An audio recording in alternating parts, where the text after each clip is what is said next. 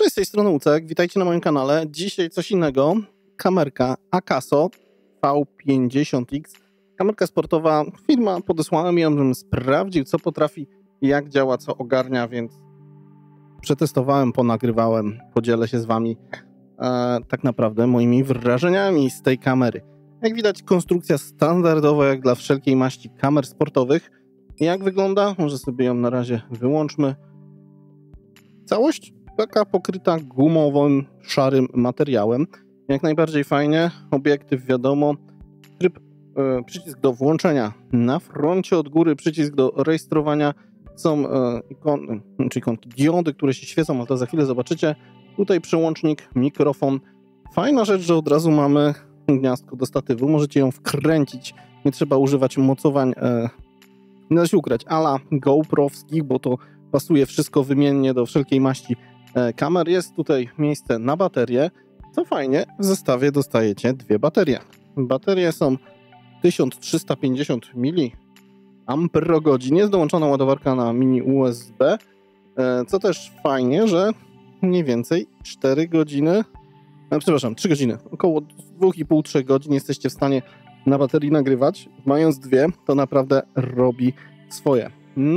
Z tyłu jest dwucalowy ekran dotykowy, fajnie.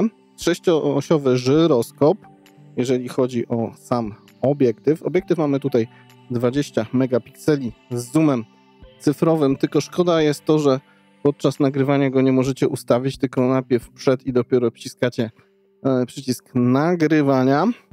Kamerka jest też wodoodporna, gdy użyjemy odpowiedniego case'a do 40 metrów. No ale cóż, co jeszcze ciekawego?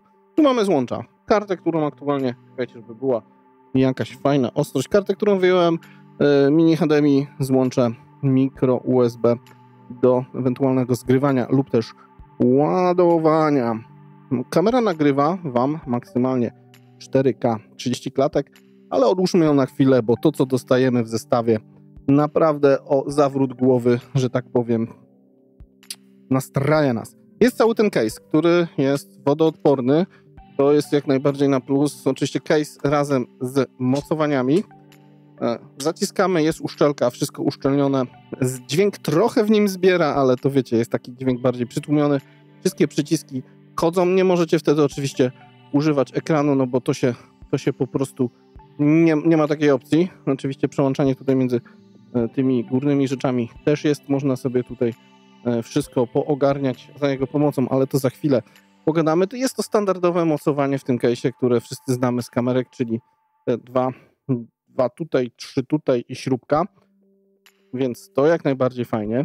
Ten tył możecie wymienić też na tył, który już powoduje, że case nie jest wodoodporny, ale możecie go sobie na jakąś taśmę gdzieś zapiąć. Właśnie, co jest w zestawie, bo to jest tutaj naprawdę dużo tego.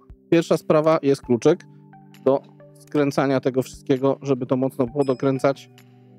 Dobrze, przydatna rzecz. Jest pasek, gdzie możecie sobie go gdzieś zapiąć, ręka, różne inne miejsca, plus kilka mniejszych pasków do przyczepiania właśnie za pomocą tej klapeczki. To na bok, ja to będę odkładał, bo się można pogubić. Oczywiście jeszcze jakość tego wykonania plastiku spoko. Jest też mocowanie na tą kamerkę do statywu razem z case'em. Ciekawe też rozwiązanie. Ładowarka, kable. Jest samowyzwalacz. Właśnie te paski też możecie do niego łączyć, że kamera jest gdzieś, a wy po prostu jesteście z nią bezprzewodowo połączeni. Możecie startować zdjęcia, nagrywki. Fajnie, że to jest. Jest trochę różnych tych, jak to nazwać, przegubów razem ze śrubami. Krótsze, dłuższe, proste, kątowe. Jest mocowanie na kierownicę, kabel do ładowania, wiadomo. Jest też, można przykleić po prostu tą kamerę z tym standardowym mocowaniem gdzieś, jak najbardziej ok. Można nawet 2 razy to zrobić, bo są 2. Jest też standardowe mocowanie do gwintu na aparat. Fajnie. Jest kolejne też to takie, jak to się nazywa, bardziej wyższe to mocowanie, gdzie możecie założyć ten cały zestaw. Jest też takie proste, klipowe wpięcie. Kurczę, dużo tego. nawet trytytki dali. I żeby było też dobrze, możecie też na linkę sobie gdzieś się wpiąć, zapasowe tasiemki, więc powiem wam, to co tutaj dostajecie, ten zestaw, jak za te pieniądze, no to nie musicie dokupiwać absolutnie żadnych akcesoriów do tej kamery, bo macie wszystko. Więc i tak najczęściej będziecie używać tego standardowego mocowania lub też tego na gwint, ale to niekoniecznie, bo może się okazać, że ono wystarczy. Więc powiem wam, pod tym względem fajnie. Przejdźmy sobie do samej kamery, co ona tutaj ma, co potrafi tak naprawdę. No to jak żeście zauważyli, możemy sobie włączać ustawienia tak naprawdę trybów nagrywania przyciskiem Mode, gdyż ma tak napisane i tutaj możecie przechodzić między wideo a foto, co zrobić, zaraz sobie omówimy. Mamy tutaj ustawienia, mamy przerzucanie tutaj właśnie jeszcze Wi-Fi, bo jest też aplikacja, ale o niej za chwilę. Na razie nie będziemy korzystać z tego.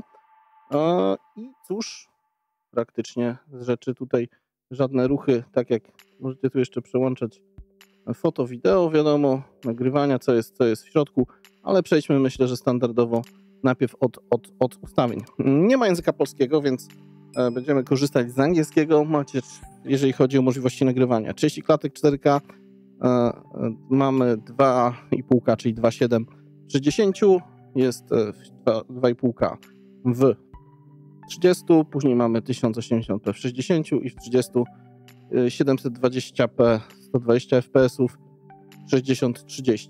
Jeżeli chodzi o robienie zdjęć, mamy tutaj, a może tak najpierw jeszcze będziemy przy kamerze, możemy wyłączyć stabilizację. Ja na próbę nagrywałem oczywiście w sposób taki jak być powinien, czyli ze stabilizacją. Możemy, jeżeli przełączymy w tryb timelapsów, ustawić interwały, no to wiadomo, czas lupa i interwał co ile coś tam będzie robić. Jest też, no wiadomo, fast motion. Jest też możliwość włączenia mikrofonu albo podłączenie też zewnętrznego. Jeżeli chodzi o zdjęcia, no to mamy 20 megapikseli i 12:8:5:3. Output format, no to wiadomo, tutaj jest tak to rozwiązane. Jeszcze możemy ekspozycję ISO,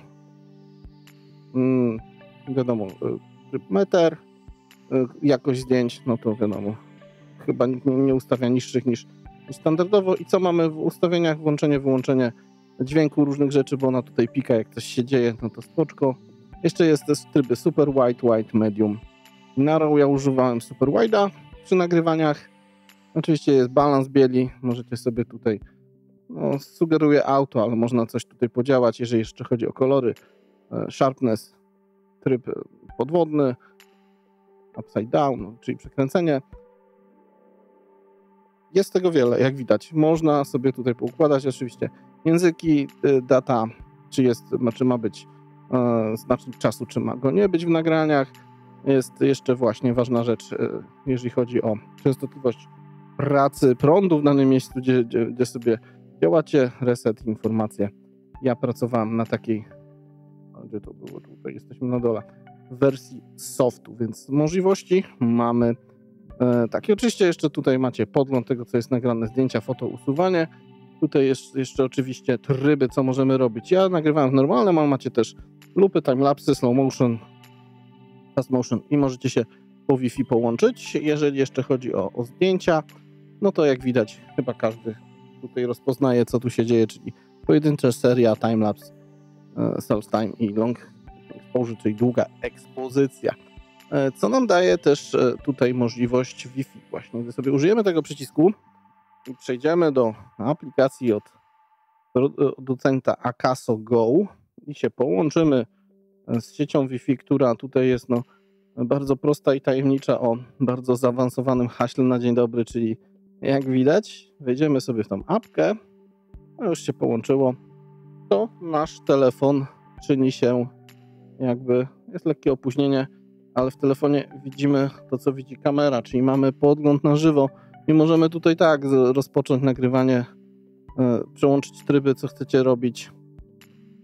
Można zrobić zdjęcie. No może sobie rzućmy, niech ona tak leży. Oczywiście mamy też dostęp do ustawień, ale tutaj aż wszystkiego nie jesteście w stanie zmienić, tylko po prostu połączyć się i działać w taki otóż to sposób, że wybieracie, co chcecie zrobić i albo nagrywanie, albo zdjęcie. No fajne, gdzieś kamera na przykład jest przyczepiona do samochodu, jakiegoś czegoś wy jesteście nie przy niej, chcecie ją włączyć. Spoko opcja. No ewentualnie macie tutaj ten dzyngiel, który rozpocznie wam nagrywanie albo zrobienie zdjęcia, tylko wiecie, nie ma chwilowo karty, więc tego on tutaj nie zrobi, ale działa, sprawdzone. Co jeszcze w samej kamerze? Myślę, że trochę jeszcze porozmawiajmy, w ogóle może ją rozłączmy z tego, no, wystarczy wyjść z Wi-Fi i już jesteśmy ponownie w temacie samej kamerki. Co jest ważne? Ma tutaj ona sensor od Sony, jest to IMX386 1,129 cala COMS.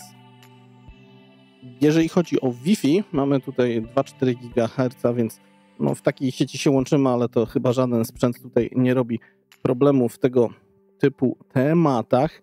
I myślę, że jest pojedynczy ten mikrofon, co tu już wam też powiedziałem. Resztę oczywiście macie całej specyfikacji na stronie producenta, ale myślę, że tutaj wszystkiego nie będziemy przegadywać. Najważniejsza kwestia, jak to nagrywa. Jak zbiera kamera dźwięk, lekki wiaterek. Można usłyszeć, co tu się dzieje, jakie są, że tak powiem, poziomy głośności i szumów.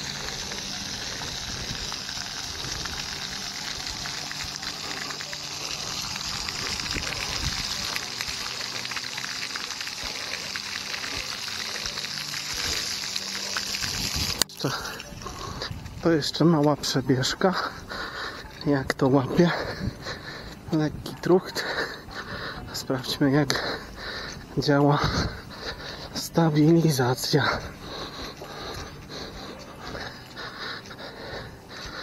I troszeczkę mniej słońca.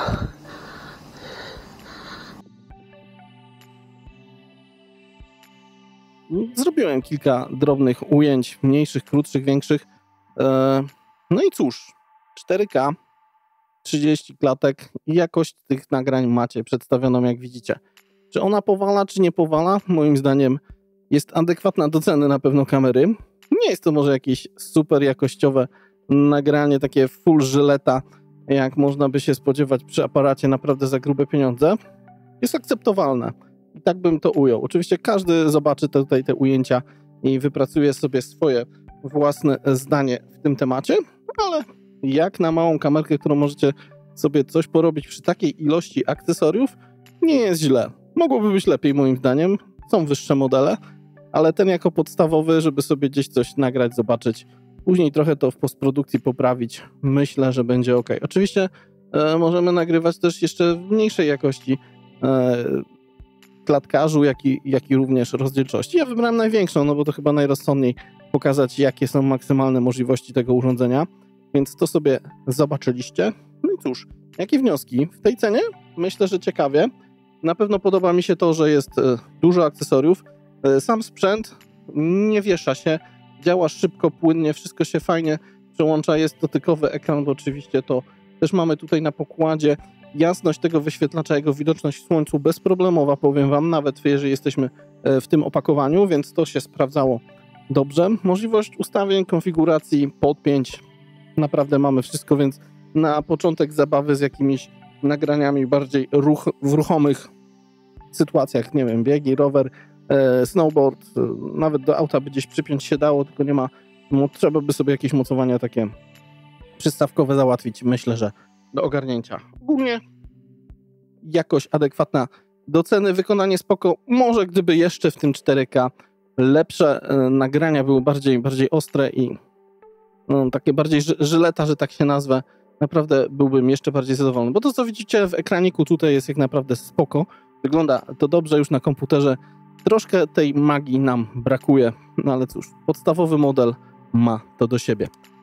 Tyle odnośnie Akaso V50X. Prosta, podstawowa kamera, naprawdę z multum możliwości, multum funkcji, multum akcesoriów. No i cóż, gdzie ją dorwać? Linki macie na dole. Tyle. Z tej strony Łucek, trzymajcie się ciepło. Hej.